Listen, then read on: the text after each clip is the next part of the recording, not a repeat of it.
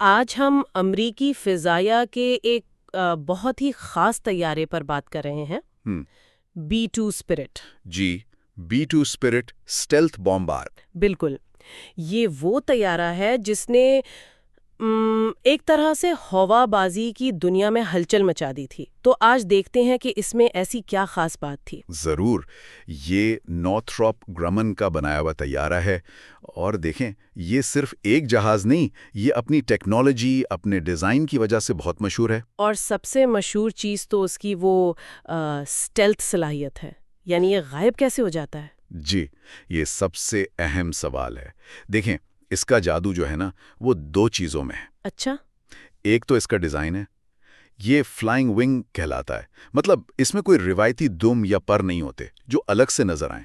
ہاں، وہ بالکل ایک عجیب سی ہموار شکل ہے۔ بالکل، اس شکل کی وجہ سے ریڈار کی لہریں اس سے ٹکرا کر سیدھی واپس نہیں جاتی، وہ ادھر ادھر بکھر جاتی ہیں۔ تو راڈار کو صحیح سگنل نہیں ملتا؟ ٹھیک کہا۔ اور دوسری چیز ہے اس کا مٹیریل۔ اس کی باڈی پر ایک خاص قسم کا مادہ لگایا جاتا ہے، ریم کہتے ہیں اسے۔ ریم؟ جی، ریڈار ایبزاربنٹ مٹیریل۔ یہ مٹیریل جو ہے یہ ریڈار کی لہروں کو جذب کر لیتا ہے۔ جذب کر لیتا ہے؟ مطلب واپس نہیں بھیجتا؟ جی، زیادہ تر لہریں جذب ہو کر حرارت میں بدل جاتی ہیں، تو نتیجہ یہ کہ ریڈار سکرین پر یہ یا تو نظر ہی نہیں آتا یا پھر کسی چھوٹے پرندے جتنا دکھائی دیتا ہے۔ واہ، یہ تو کمال ہے۔ اچھا، تو یہ چھپ تو گیا، لیکن اس چھپنے کا فائدہ کیا ہے؟ یہ لے کر کیا جاتا ہے؟ دیکھیے، اس کا بنیادی کام ہے بہت زیادہ وزن لے کر دشمن کے علاقے میں گہرائی تک جانا اور اہم ٹھکانوں کو نشانہ بنانا۔ کتنا وزن اٹھا سکتا ہے یہ؟ یہ تقریباً 40,000 پاؤنڈ وزن لے جا سکتا ہے۔ 40,000 پاؤنڈ؟ جی ہاں، یعنی تقریباً 18 ٹن۔ اس میں روایتی بم بھی ہو سکتے ہیں اور جوہری ہتھیار بھی۔ اور اتنے بڑے، اتنے پیچیدہ جہاز کو اڑاتا کون ہے؟ مطلب کتنے لوگ ہوتے ہیں عملے میں؟ یہی تو حیرانی کی بات ہے، صرف 2 پائلٹ۔ صرف 2؟ اتنے بڑے بمبار کے لیے؟ جی، صرف 2۔ ظاہر ہے اس میں بہت زیادہ آٹومیشن اور کمپیوٹر سسٹمز ہیں جو پائلٹس کی مدد کرتے ہیں۔ یقیناً، ورنہ طویل مشن تو بہت مشکل ہو جائیں۔ بالکل، مشن اکثر بہت لمبے ہوتے ہیں۔ اچھا، تو یہ اتنا وزن لے کر کتنی دور تک جا سکتا ہے؟ اس کی رینج کیا ہے؟ اس کی رینج بھی کافی متاثر کن ہے۔ بغیر ری فیولنگ کے، یعنی ایک بار ایندھن بھرنے پر، یہ تقریباً 11,000 کلومیٹر تک جا سکتا ہے۔ 11,000 کلومیٹر؟ جی، تقریباً 6,000 ناٹیکل میل۔ مطلب یہ امریکہ سے اڑ کر دنیا کے کسی بھی کونے میں پہنچ سکتا ہے۔ یہ تو واقعی گلوبل ریچ ہوئی۔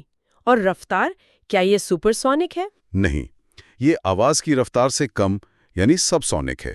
اس کی رفتار تقریباً 1,010 کلومیٹر فی گھنٹہ ہے۔ اچھا، سب سونک، یہ کیوں؟ دیکھیں، یہاں رفتار سے زیادہ اہمیت اسٹیلتھ اور رینج کو دی گئی۔ کم رفتار پر ایندھن کم خرچ ہوتا ہے، رینج بڑھ جاتی ہے، اور جہاز کا ہیٹ سگنیچر بھی کم رہتا ہے، جو اسٹیلتھ کے لیے ضروری ہے۔ صحیح۔ تو اسٹیلتھ، لمبی رینج اور بھاری پے لوڈ، یہ تو واقعی ایک زبردست کمبینیشن ہے۔ کیا یہ عملی طور پہ استعمال بھی ہوا ہے؟ جی ہاں، بالکل۔ اس کا مقصد ہی یہی تھا کہ دشمن کے سخت ترین دفاع کو ناکام بنا کر اندر تک جائے۔ اسے کوسوو، عراق، افغانستان، لیبیا، ان سب جگہوں پر استعمال کیا گیا۔ اچھا۔ اور اکثر یہ مشن امریکہ میں اپنے بیس سے اڑ کر وہیں واپس آ کر مکمل کرتا تھا۔ یہ تو بہت طویل پروازیں ہوں گی۔ اچھا، اب آتے ہیں اس چیز پر جس کا بہت چرچا رہا، اس کی قیمت۔ سنا ہے بہت بہت مہنگا تھا یہ؟ جی ہاں، قیمت تو واقعی ہوش ربا تھی۔ ہر ایک B-2 طیارے پر تحقیق اور تیاری کے سارے اخراجات ملا کر تقریباً 2 ارب امریکی ڈالر لاگت آئی۔ 2 ارب ڈالر ایک جہاز پر؟ جی، 2 ارب ڈالر۔ اسی وجہ سے تو جو اصل منصوبہ تھا 132 طیاروں کا، 132؟ ہاں، وہ کم ہوتے ہوتے صرف 21 پر آ کر رک گیا۔ 132 سے صرف 21؟ یہ تو بہت ہی بڑی کمی ہے۔ بالکل، قیمت اتنی زیادہ تھی کہ اتنی بڑی تعداد میں بنانا ممکن ہی نہیں رہا۔ اس نے امریکی دفاعی بجٹ پر بہت بڑا بوجھ ڈالا۔ تو خلاصہ یہ ہوا کہ B-2 اسپرٹ ٹیکنالوجی کے لحاظ سے تو ایک شاہکار تھا، اسٹیلتھ، رینج، طاقت، سب کچھ۔ جی لیکن قیمت اتنی زیادہ کہ اس کی تعداد بہت کم رہ گئی۔ بالکل، اور یہیں پر ایک دلچسپ سوال پیدا ہوتا ہے۔ کیا؟ کہ جب ٹیکنالوجی اتنی مہنگی ہو جائے کہ آپ اس کے صرف گنتی کے چند یونٹ ہی بنا سکیں تو مستقبل کی جنگوں پر اس کا کیا اثر ہوگا؟ یعنی کیا جنگیں صرف چند بہت طاقتور لیکن بہت مہنگے ہتھیاروں سے لڑی جائیں گی؟ جی، یہ ایک سوال ہے جس پر غور کرنے کی ضرورت ہے۔ کیا ہم اسی سمت میں جا رہے ہیں؟